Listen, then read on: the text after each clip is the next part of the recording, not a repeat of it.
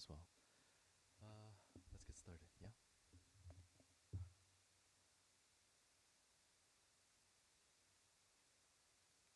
Oh yeah, I was finally able to. I was. I got contacts. Finally. The pain, the headache that I was talking about on a few videos ago. Right now, I don't. They haven't bothered me, so which is really really good. So hopefully, it really was the frames that were causing it, and the inside. There is nothing wrong with the inner stuff inside my body. Anyways, let's get started.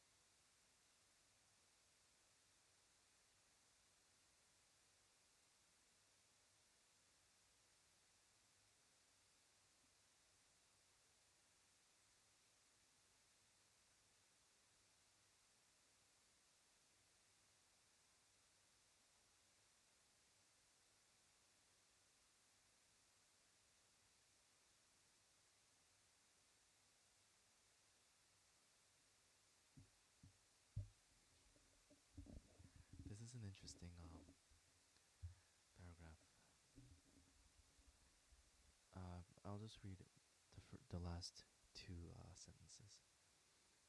Actually, if this mic would stop moving. Okay, let me read the entire paragraph. So it says, let's return. Let's return to Odysseus for a moment. One detail that is not, excuse me, one detail that is just passed over in the text, one that's never explained, is why Circe advises Odysseus to have his crew stuff wax in their ears, but not do it himself. The whole complicated and dangerous plan to bind himself to the mast could have been avoided if he had just joined the crew in silent safety and sailed peaceably by. Peaceably by. But Circe devised a plan that would allow him to have it both ways. Circe knew he would want to hear. We all would want to hear. We want to have our attention taken because it is pleasurable to be gripped in the hold of the siren's song. The last sentence is very intriguing, something that I haven't really thought about. That very, I don't know if this is a word, that micro moment. You know, when you go on social media, for example, and you have, I know when I was a teenager, when I had Facebook, or when I had AIM, or AOL, AIM, AOL, same thing, I guess, MSN, right? To, well, yeah, Facebook being probably the biggest thing. Facebook and AIM, or um, AOL Instant Messenger. So the reason why I bring this up is back then, when I would have all these unread chats on AOL or AIM, and on Facebook when I would have all these unread messages, friend requests, or notifications. Right? I think it was in the order from left to right. It was friend requests, messages, and then notifications. So sometimes after school, when I would come back from school, I'm sorry, you would have to forgive me. Yeah, I'm being just words are just leaving my mouth, and I'm not coherent. Okay, so after school, I would have I would have messages, notifications, right? And it would be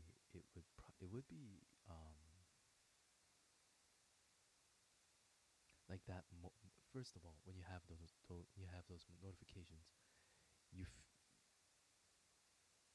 I wouldn't say you I wouldn't say that at the moment I felt like I was wanted, like I was wanted by people, but it was rather a satisfaction, or excitement, that I had new stuff that I wanted to um, that I wanted to read, that had me involved. But even at that time, I wouldn't even have thought of it like that, even though it is blatantly.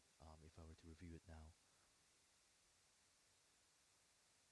so I think what I'm slowly realizing is that micro moment of realizing that I had those red notifications. I don't know what notification color it is now on Facebook, but I doubt they would have deviated from red, because red is one of the, I think red and green are probably one of the most attracting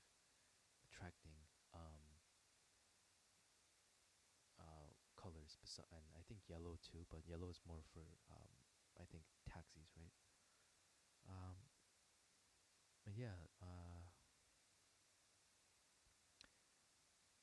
I hadn't thought of that very little moment in time when I noticed that I had those red notifications, and what sort of excitement that gave me, without even realizing why that was so. I think so overall what I wanted to say was, it's more than just the excitement of having something new um, to look at.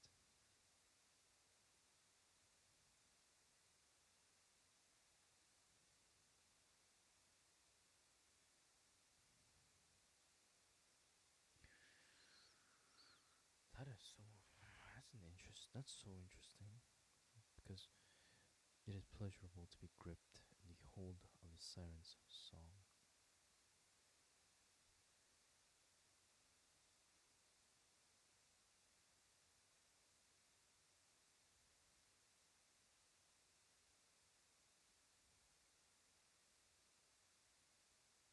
Wow.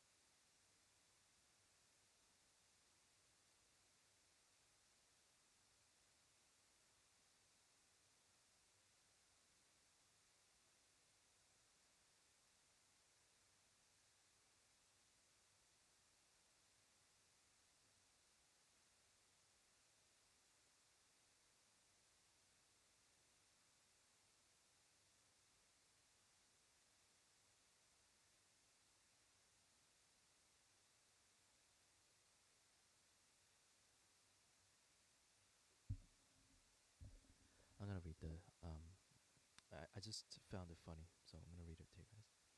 It says, why are we not satisfied with peaceful silence? In 2014, psychologists at the University of Virginia set about to investigate this question. Subjects were asked to simply sit alone in a room doing nothing for periods between 6 to 15 minutes and were later asked about their experiences. They hated it. The researchers then tested just how much they hated it. Would they rather do some would they rather do an unpleasant activity than no activity at all? The authors asked.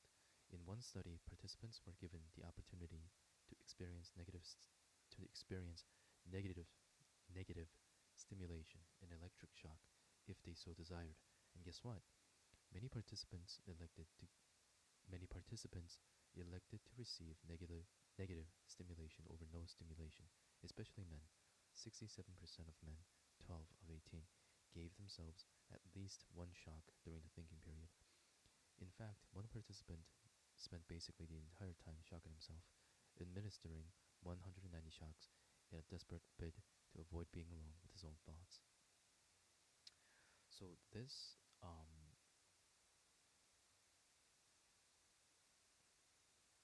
don't know. I'm being very biased here, but it just sounds like something that guys would do.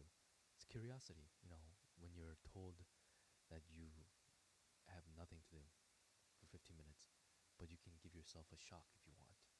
You know, I feel like a lot of people would be down to, that curiosity comes in and like, hmm, okay, why not? Like that kind of thing. It's not like piercing a needle into your skin that very recognizable, very recognizable, and you recognize the consequences of having a needle into your skin. It's gonna cause it to not only give you pain, but it's gonna give you a wound because blood is gonna come out of it.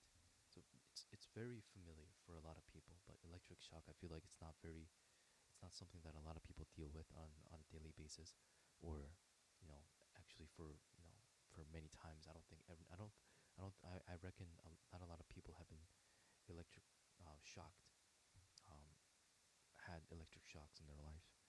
I had once. Um, Actually, I don't even know if it's like an electric shock.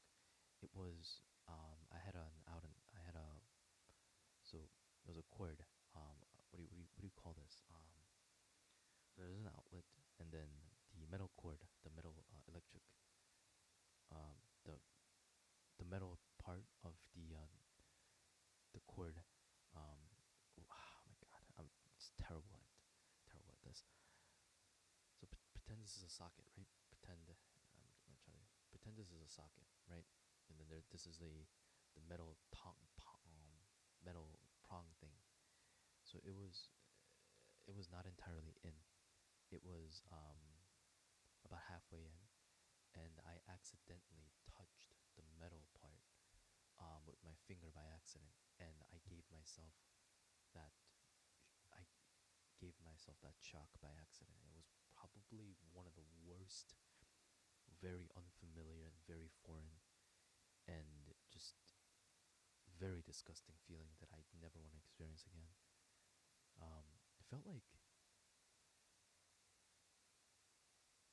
It felt like I was just stopped. I had no control over my body. It was just very, very, very, very, very weird. I mean, it was obviously painful. Just, oh, yeah. I still remember, and that was like back in no, middle school. It was a long time ago. So imagine, initially I laughed at this, the administering 190 shocks.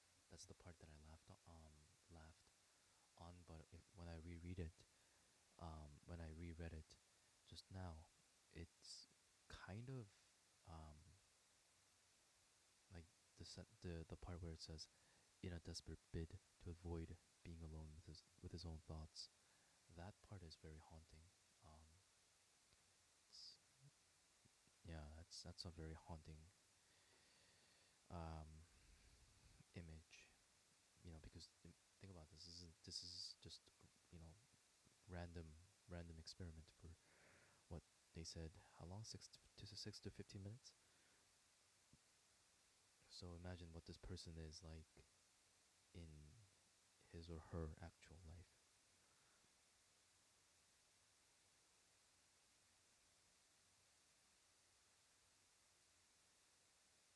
One level, this is an example of the addiction we have to our phones. Padding our, this is another thing that I wanted to talk about.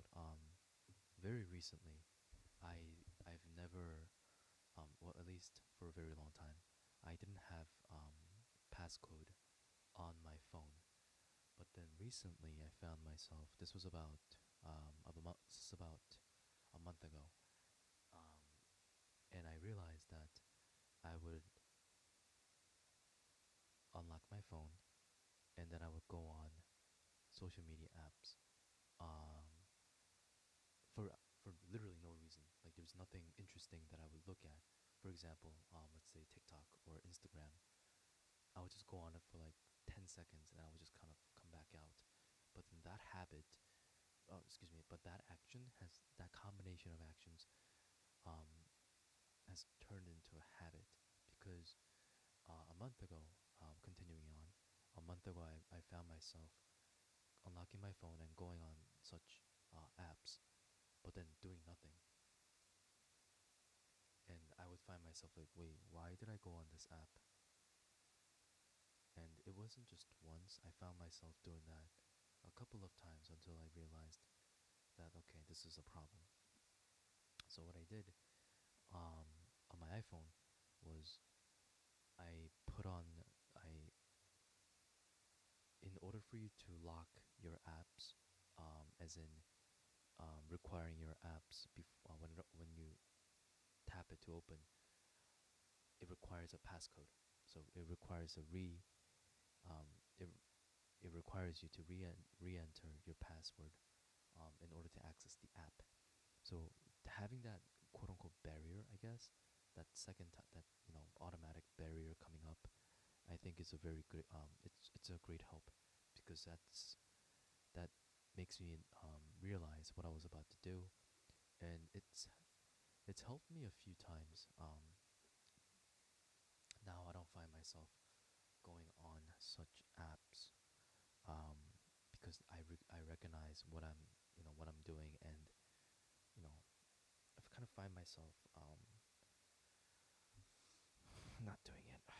What? I'm pretty sure there's a terminology for it, official terminology. Oh God, I'm just tired.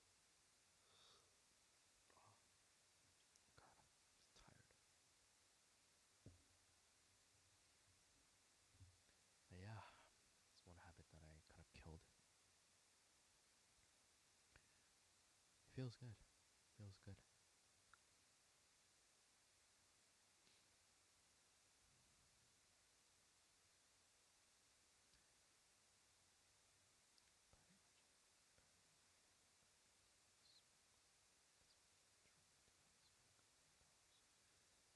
Was sitting at the breakfast table before school. Very eyed. Reading in the bathroom with cereal lines because it was the only thing available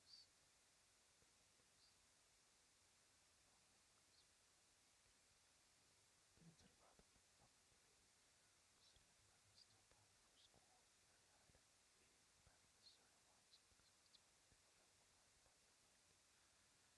Well, this stinks.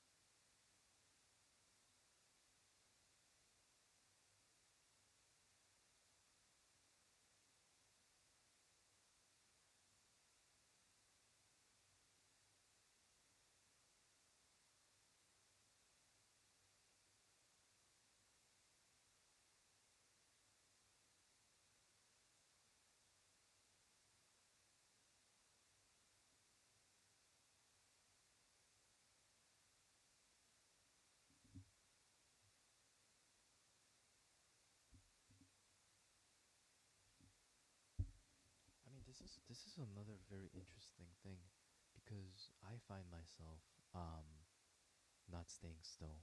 Like I'm always doing something, as in I'm either looking at paintings, or I'm listening to new music, or I'm reading. But I don't know. I wouldn't say that I'm doing all these because I can't stand the silence. Um, but rather I'm but rather it's more of my curiosity to learn and experience new things. Um, so that's a very interesting difference, and I feel like a lot of people that go on their phones also, it's not because they're bored. I think it's more about they also want to know what's going on, or they want to learn something new, or just see something new. I wouldn't say that's um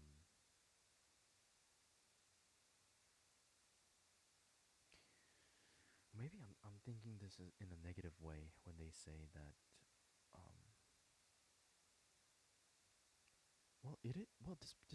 this person is putting it in a negative spotlight when he says, I have discovered that all the men, well, this is the quote that he's quoting a philosopher. So it says, the philosopher Blaise Pascal says, when I have occasionally set myself to consider the different distractions of men, I have discovered that all the unhappiness of men arises from one single fact, that they cannot stay quietly in their own chamber. Well, yeah, I mean, I don't know. I feel like I would have to disagree with that, because whenever I listen to new music, or whenever when I'm reading this new stuff, or when I'm looking at new paintings, makes me not only discover more about the world outside of my head, but it also enables me to discuss more about, learn more about myself.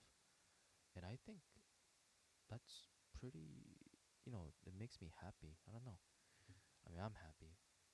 Um, because what greater happiness is there than learning and discovering more about yourself? I mean, for Christ's sake, you're gonna die, right? Everyone's gonna die, and like we're all limited. We're running on energy reserve. Like this this heart that I can't hear, that I'm not consciously controlling, or my head, my brain, that's making me speak, that's making me think, that's making me um, self-aware. It's not gonna be like this forever, right? I mean, for Christ's sake, it's not gonna be the same after 10 years. 10 years ago, me versus now. There's massive difference, and I would assume the 10, 10 years into the me in 10 years into the future is gonna be very different too. So I don't know. I wouldn't say it's unhappiness. Maybe I'm stretching it a little bit more than I should. Anyways, I'm done babbling. You would have. I mean, you would have to forgive me because I'm pretty tired. So talking and kind of talking helps me kind of just work my head a little bit, and also helps me um, unconsciously myself in get myself more involved in reading. Pascal was a math prodigy, philosopher, much of his writing is taken up with Christian apologetics,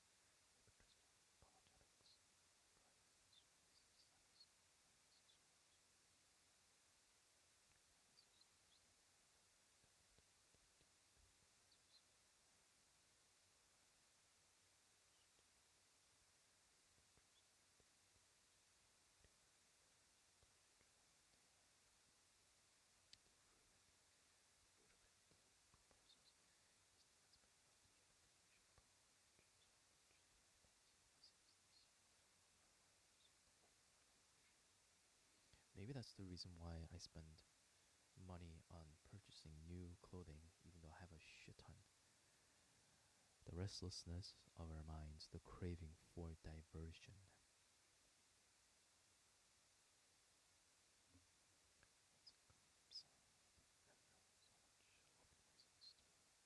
Hence it comes that the prison is so horrible a punishment.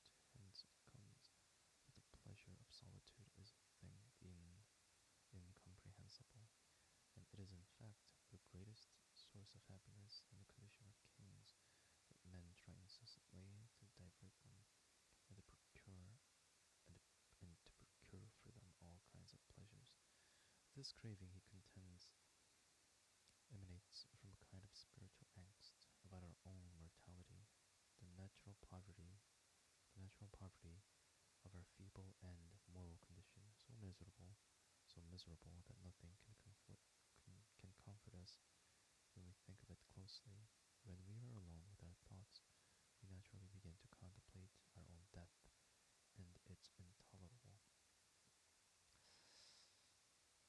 Um, Interesting. I don't know. I don't know about that, but I don't know.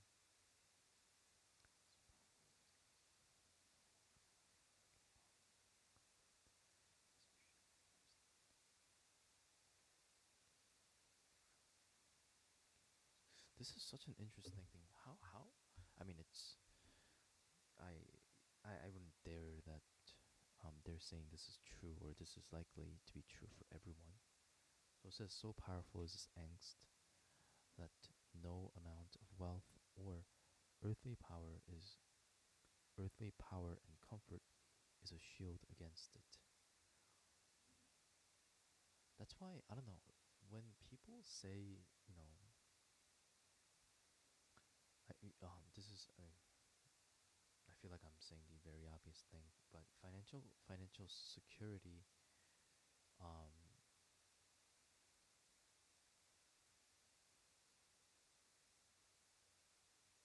I feel like a very good amount.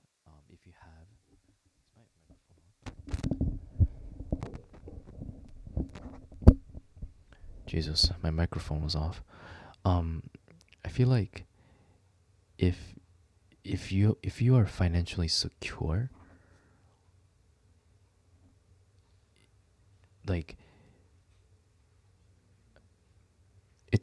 in my opinion, so it's a given that it's not gonna bring happiness for everyone, right? Because everyone's happiness is very very subjective.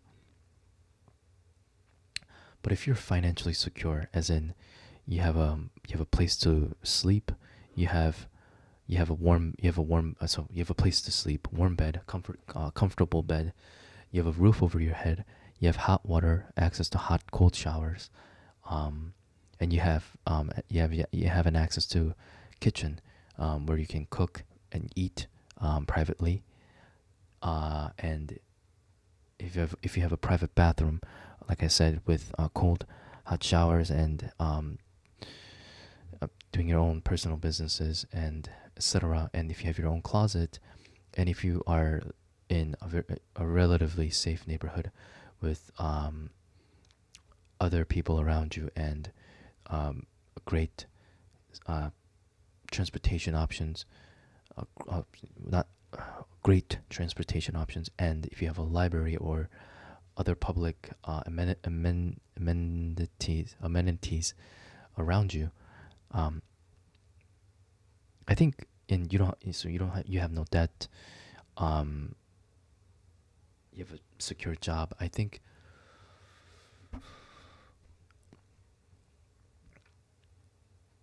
or um, actually, yeah, we're talking about wealth, a good amount of wealth. If you have enough wealth that you don't even need a job, um, you can basically do whatever you want.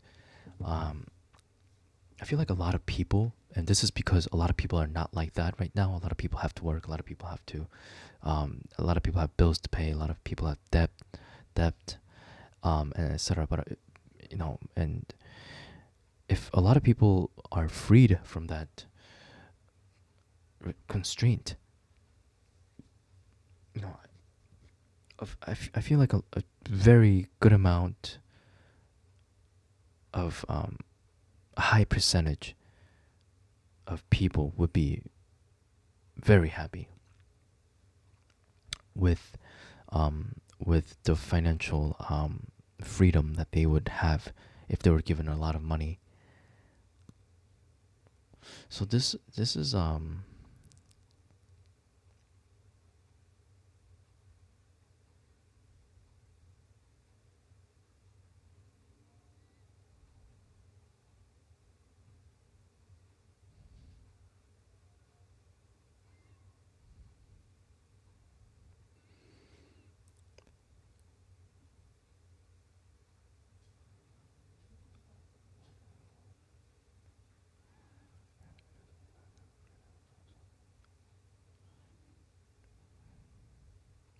I'm I'm trying to understand because for me personally, I hate public spaces. I hate noise. I just don't like noises. I prefer quiet. Um, Even at the library, I would go into the quiet room where there's absolutely no noise. It's it's a very interesting thing to read about how noise is just like you need noise. A lot of people need noise.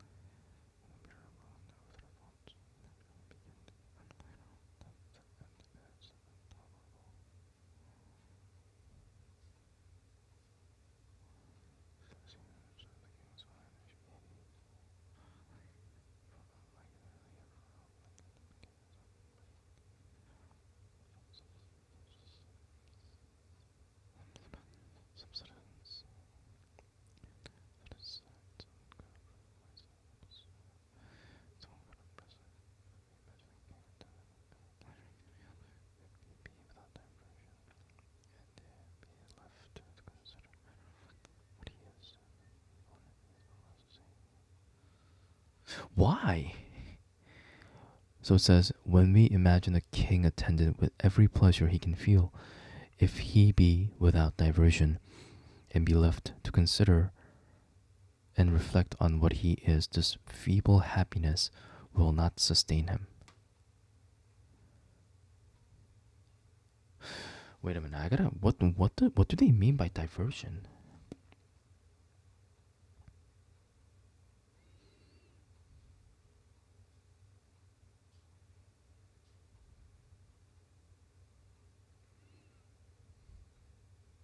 Every pleasure he can feel. I don't know, man. Like, if I had financial security, like if I don't have to make, if I don't have to work, but I have, but I've, but I'm given all the time in the world to read, to listen to music, and to look at paintings. Like I would be so happy. I don't know. Like I would just be infinitely happy. Like I'm not even kidding. Like I would sleep maybe 7 hours a day and use every hour efficiently. Like very, very, very efficiently. Like micromanaging. Like get up at this exact time, work out for at this exact time, eat for a certain amount of time, and eat probably the same food, because certain amount of food, if you cook similar foods or same thing every day, you know how long it's gonna take you, how long it's gonna take to cook, versus having different foods. That's such an interesting thought. Wow.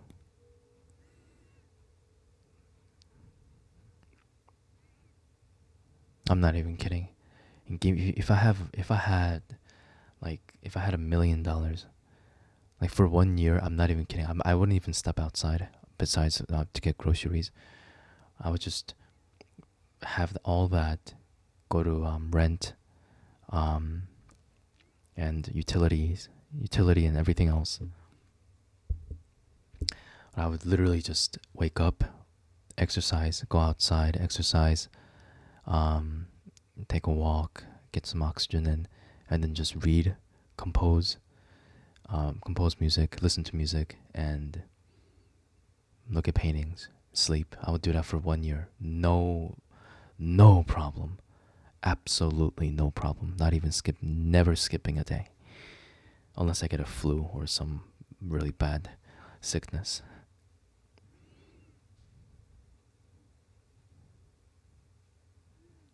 You won't necessarily fall into forebodings of dangers of revolution. And to be honest, like I can't, like I won't be able to do this for forever, because someday I do want to have a wife. I want kids. You know, kids take a lot of time. A lot of time. Family. I mean,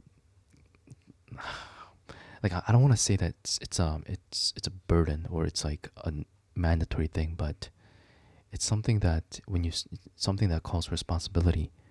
And when you're responsible for something, you have to be available at all times, at all times, because you have to be responsible.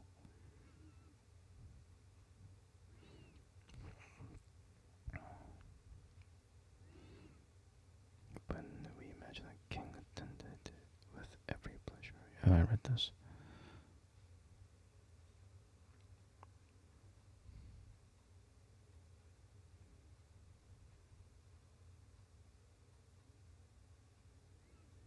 He will necessarily fall into the foreboding dangers of revolutions which may happen, and finally of death and inevitable disease, so that if he be without what is called diversion, if he is unhappy, and more unhappy the least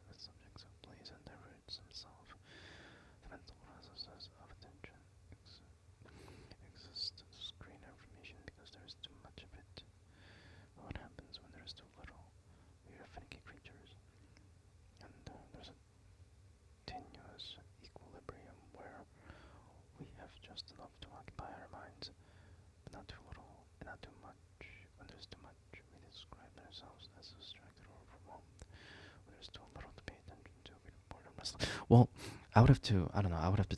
I would have to kind of.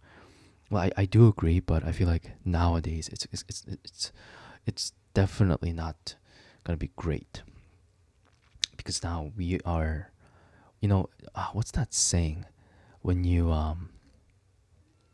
what's that saying when you realize how vast the ocean is? Um, so this is about I think this is about a fish. A fish that has swimmed um, in a fishbowl all his life. When the fish is exposed to the vastness of the ocean for a certain amount of time, and then when the fish is put back in to the fishbowl, the fish the fish is not gonna be like, wow, well that was a very interesting experience. Well, I'm very happy to have had that experience. The fish is gonna miss that vastness for the rest of his life, and he's gonna be more miserable than he was before he was placed into the ocean. What's that? What's that term? So right now, everyone in the world, well, excuse me, not everyone, a very good amount of people in the world have um, have access to the internet, and modern internet provides an numerous amount of content. Just if there's anything that you want to see, you have it all. Like, you can have it all. Shows, movies, books, wait, I already said that. Music, any media, any form of entertainment is available at your fingertips. Now let's pretend that it just gets taken away from you. It's gonna be um, yeah, it's gonna be pretty chaotic because versus how it was way back when we were satisfied with what was around us, when we were satisfied with what our local blockbuster had, when we were satisfied with the books that our local libraries had, when we were satisfied with the people in our towns and the meetings and town meetings and gatherings and like clubs and stuff. I don't know. I feel like people have become very, very dispensable. The relationships, like after you guys meet for about a day, you're like, oh yeah, it was okay. You guys don't really kind of well, maybe I'm being very closed-minded.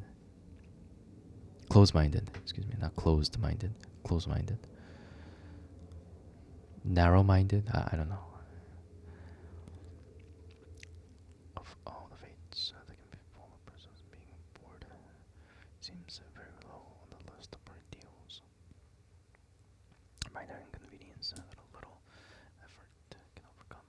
We often associate boredom with complaints, and the complaints about it in the childhood. For me, it was long hours in the summer when the friends were away and it was too hot, and it was too hot out to shoot baskets alone at the park. And I was stuck inside with nothing to do, sitting on the couch, looking up at dust motes, caught in a sunbeam floating up through the night. So this is one of the examples. If I ever, I mean, yeah, if I have kids in the future, the very first thing I want them to have is you want them to recognize is how to utilize their time, how important that time is. Um,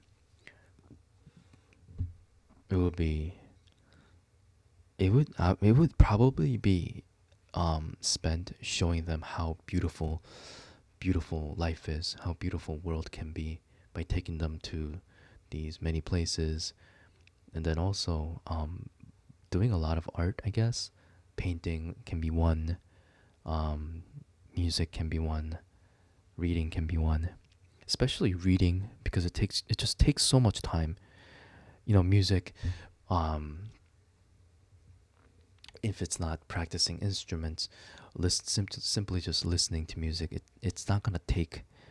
You have what, like 50-minute albums, an hour albums. It's not gonna take a lot of time, um, versus finishing one book. I'm talking about, yeah. Just if we're talking about numbers, the ability to reach into as many minds as we can, um, listening to music is gonna be, numbers wise, it's gonna be much much higher, than books. Because some books, no matter how fast a reader you are, it's gonna take you. It's gonna take you. Some books are gonna take you like a month to read. That's one book.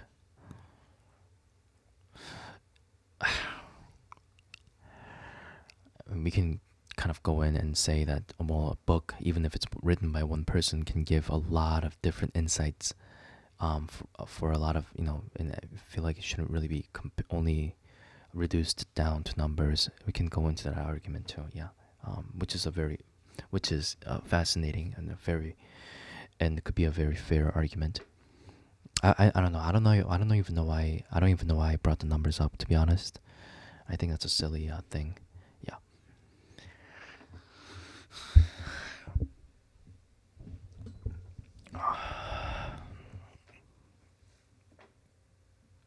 Hmm.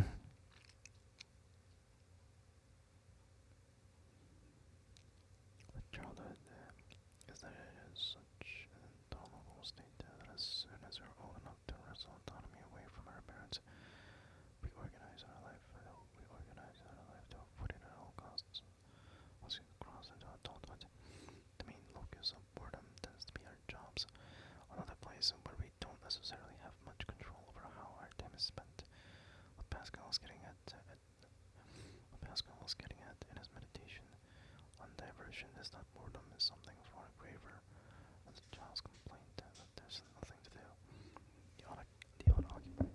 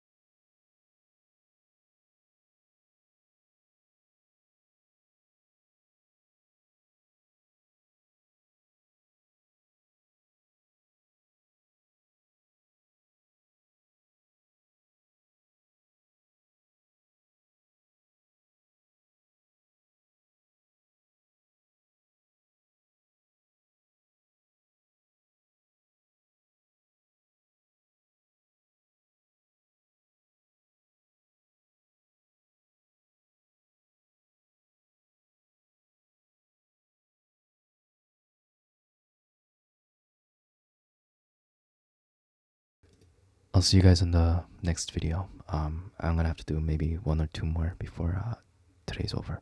But yeah, bye.